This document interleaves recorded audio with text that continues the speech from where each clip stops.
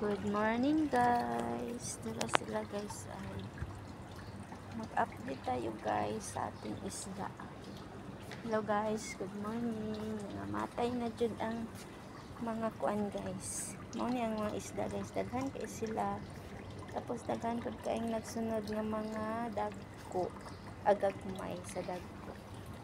So, mao ni ang kapayas. Mao din ni ang mga tanom guys. Ilang nga isda namatay. Pati po dyan ang mga tanong. So, nagtubig, patubig siya guys na. Maubian niya akong imoon ng warak anab. Dahon sa blueberry ba yun? Ano siya.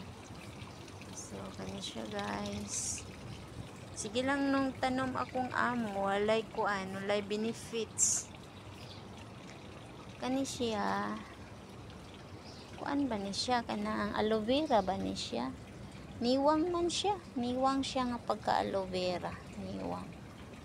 So, bombelia. Gumbelia or bugumbelia or unsa. Bugumbelia pud ni siya. Okay kay siya. Nagkuan siya. Nagtubo.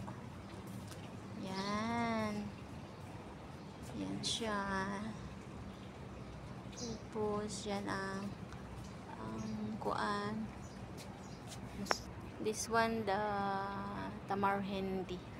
So, this tamar hindi, guys. Yan. The tamar hindi. Then, but ay, wala naman mga pangit na ang mga tanong, guys. Yan ang kapayas. So, yung mga tanong dito, ito pomelo to guys. Tagal ko na tong nilagay dito yung kumakain ako ng pomelo or maghugas ako ng mga vegetable, mga fruit. Ilagay ko dito sa puno ang tubig na hinugas ko. Yan. Yan siya. At ito yun ang mga bulak. May naipon-ipon ako na ano dito na seeds, pinadala ko na sa Pinas. Yan. So ganito lang guys ang ma-update ko sa mga ano tanong. At ito yung mga kapayas na ginamitan ng pang ano color.